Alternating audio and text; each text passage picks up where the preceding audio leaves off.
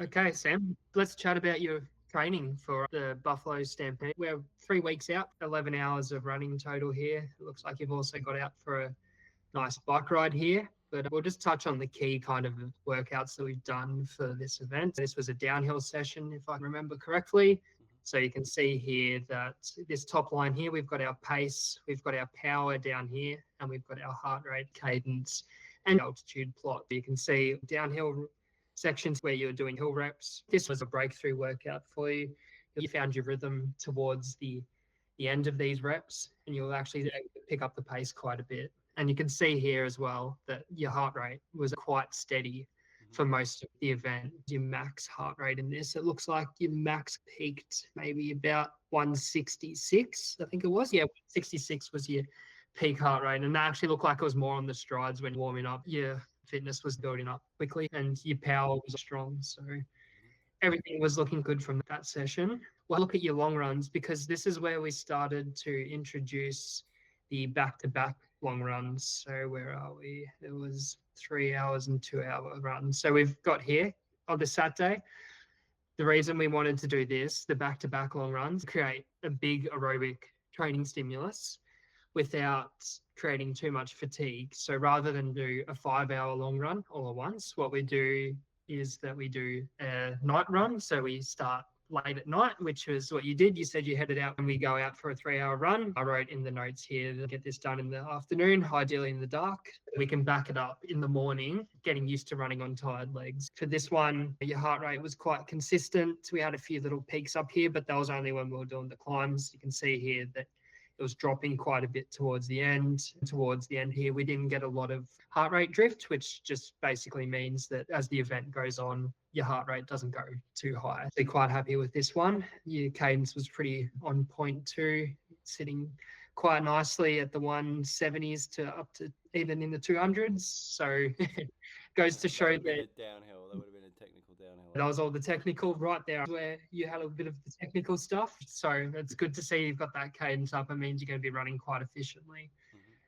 Let's go back. So we backed that up with a double over here. We've got the 2 hour long run. Your heart rate average for that one was 129. Very good to see having such a low heart rate. Even in the early stages, it was quite low. And even towards the end here in the middle, we didn't get any kind of big spikes or you couldn't drop your heart rate. So that just is a great indicator for me that your body's recovering between sessions. I look at heart rate day to day. If you're going for an easy jog, that's when I like to look at someone's heart rate, because it will give me a good indication of how well they're recovering and if they're recovering to the training. Looks like it probably only maxed out at 157, and even still, you only held that for maybe, maybe it's 3 minutes. Not very long.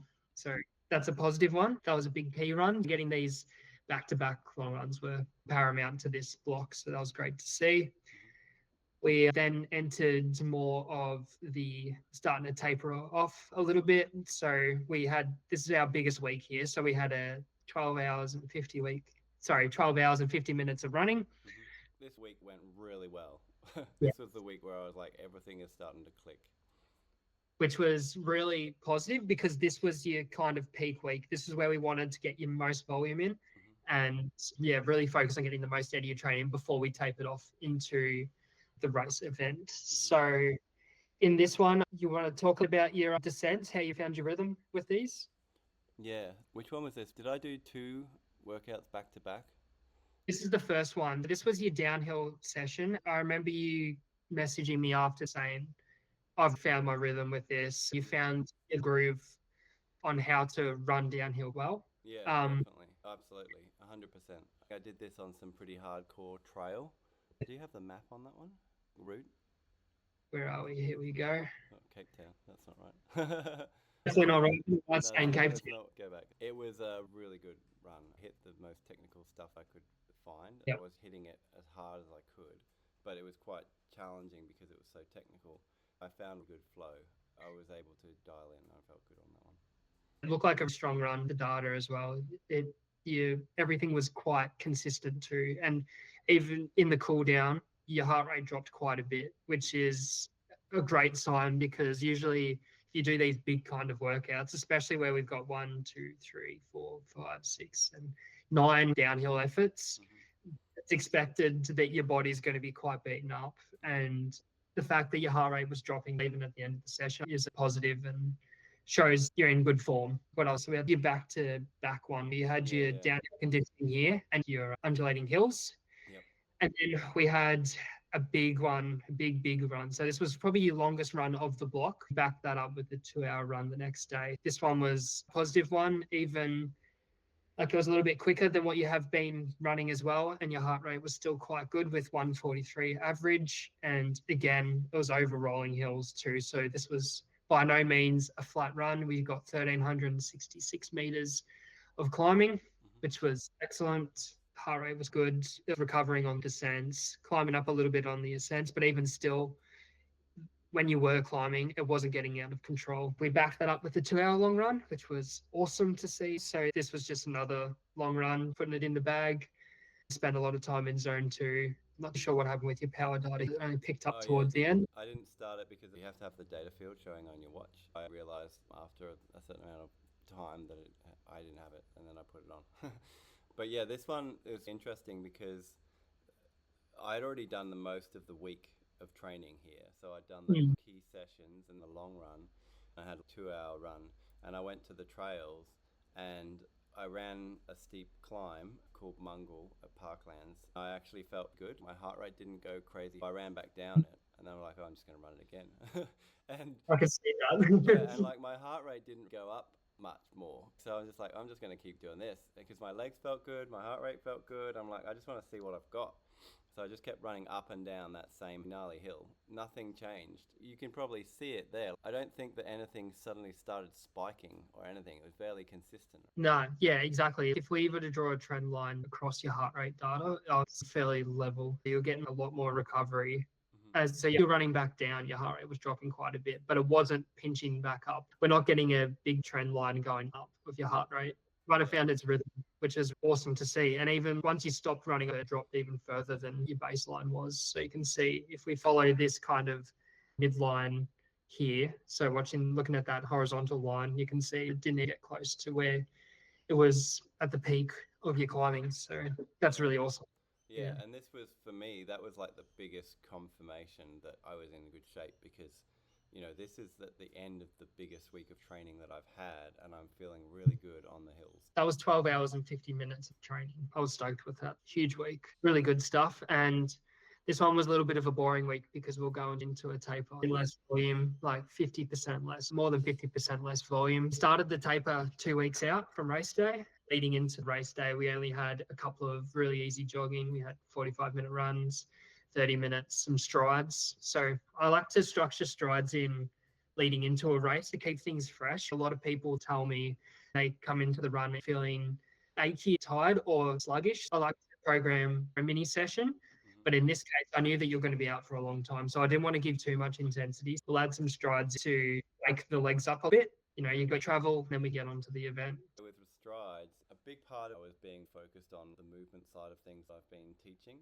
I hadn't had much opportunity to test myself on flat ground. Everything we've been doing was like climbing and descending trails and stuff. So when I got to do those strides, it was really cool because I was able to just open up and really see what like I could pull out of myself without hammering myself. And yeah, I don't know if you can see the speeds and the data there, but I got faster in those strides and I clocked under 3 minute Ks on the You do. last one. I wasn't nailing myself, just moving the way I've been practicing. I'm excited to do some speed stuff after this. I think that's important for people to understand. In this block, we're doing a little bit of like lower heart, like so it's still high intensity in some areas, but nothing speed specific like 200s, No. 300s, 400s. So it doesn't mean that if you're not doing speed training, you won't get quick. Having a really big base of easy volume can help a lot with speed. You've got more to pull from, if that makes sense. Do you want to talk me through your Friday? What did we do? The 10K at Bright, Yep. which climbs up Mystic. Can you see how much the elevation difference is between the bottom and the top? It's 524 meters. We started at about 329 meters and went to a peak of 805. Yeah. So straight up the hill, and that climb is super steep and not very forgiving. I started out pretty fast, comfortable, but not over the top. It was nice to feel comfortable at a good pace. Then we hit the climb. I didn't have poles, so I tried to find a rhythm. It was the kind of climb you can't really run. I hit a high heart rate and ran when I could, but you can see from the cadence there how much I was actually running. It was not that Yeah. much. It was a Yeah, lot it's of about honking. 100. Yeah, about 110, and That's high. which is really good that you can keep your heart rate up so high when you're hiking because it means you're being quite efficient with it. You'll find that a lot of people heart rates might drop quite a bit because they don't practice power hiking. You did take off quite quick. I think you clocked your first K in about 3:30. We didn't do any training at 3:30 pace. Yeah. I didn't give you any reps to hit the 3:30 or 3:20. It Mhm. was just time-based training. It worked quite well because, like you said, your heart rate did get up quite high, but even still, we still got that little bit of recovery down leading into as you're running back down the hill. I maintained a high intensity over the top, and then I was able to start running again. I was like, woohoo, back into running mode. But as soon as we started hitting the downhill, it was quite technical. I wasn't able to go as fast as some guys. If you passed me bombing down the hill, I was quite surprised at how high I was able to maintain my heart rate running back down. Yeah, you dug deep to get up at the start climb. So it's expected your heart rate's not going to recover as quick as it would during the long run or anything like that, which Yeah. is what we train for. This was a good entry into the rest of your events. Yeah. If you're happy with it though, happy with the 10K? Yeah. My place was a little bit better than last year. I got 11th last time. I got 13th, so I was Yeah. happy with that. My pace was slower, which may be related to not because I had poles last time. Yeah, definitely. But yeah, overall I was happy with it. It was a good run. Excellent. Now that was your average of 173 heart rate for that. So a little bit different to how the next day went. So Yeah, 100%. we had the 100K on the Saturday, and that was you averaged 135 heart rate. Do you want to talk a bit about this one? Anything in particular? So the first probably 3.5 hours, I was running with Jeremy. Oh no, is it Jeremy? Yeah, Jeremy May, who was running really strong, and Yeah, so I was trying to maintain pace with him, and we were well matched from a heart rate perspective. I was in a higher heart rate zone. I was probably pushing 150 a lot of the time, yeah, and just trying to hold on. But as we got towards that long climb that you can see there, that's the big walk in that sort of 3.5 hour range to yeah, here. 4 hours. And this That's when I was just like, okay, this is starting to get pretty uncomfortable. I actually got a couple of cramps, and I realized I needed salt. I took some salt, and as I cramped and was just slowing down, Jeremy just took off, and I was glad that he did because I don't know. You can probably see my heart rate drop somewhere in that middle of that climb. It dropped pretty, from being about 150 to being about 135 or something like that. You know? yeah, I think it's around this area here. It drops to low 140s, 130. Yeah, Yeah, 130 around.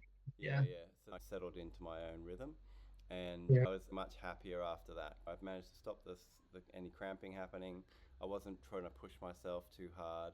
Once I got over the big walk and onto the runnable stuff towards the summit, I was starting to find a rhythm and feel good about it.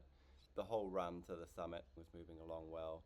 And then I got to the summit and I was like, this is amazing because there's amazing views up there. Lots of good aid stations, plenty of refueling, really helpful people getting me water, filling a hydration pack. I went through a lot of water. I was yeah. surprised at how much I drank. Like Heaps. I refilled my 1.5 liter pack probably at most aid stations, and I think that partly might have been why I cramped. I was drinking so much water that I wasn't having the same amount of electrolytes in there. Yeah, not the replenishing the electrolyte component. And look, you're out there for 13 hours, so your body does need the water, but it does also need the electrolytes to come with it as Yeah, well. yeah. You need to do something with that water. The good thing was the temperature wasn't very high, but I still drank a lot of water. Once I come back, like the run back from the summit, everything felt good. Got onto the long descent. I think that on the big walk descent, like my legs were starting to feel a bit average, Yeah, like I didn't have really a lot of power to run down the hill. It's quite steep there. I, I found running down the steeper parts slow, but once I got back onto the runnable stuff again, I felt good. If you look at that little Keating's Ridge, so the middle climb in between the yep, Big Walk and Dingo's Ridge, I ran the whole thing and my heart rate was steady. Everything was steady, and I felt good the whole time. A massive confirmation, the movement work I've been doing. I was just like being really efficient. Like nothing felt overloaded. Nothing started to get tired. Like my breathing was nice and consistent. Like everything was just like smooth and steady for the whole And climb. that was at 9 hours and 40 minutes of running. This is when you started going up Dingo Ridge as well. So No, that's a. that's yeah. So that one there is Keating's Ridge, not Dingo Ridge. Oh, sorry. Which one are we talking? This one over here? Yeah, so Was it?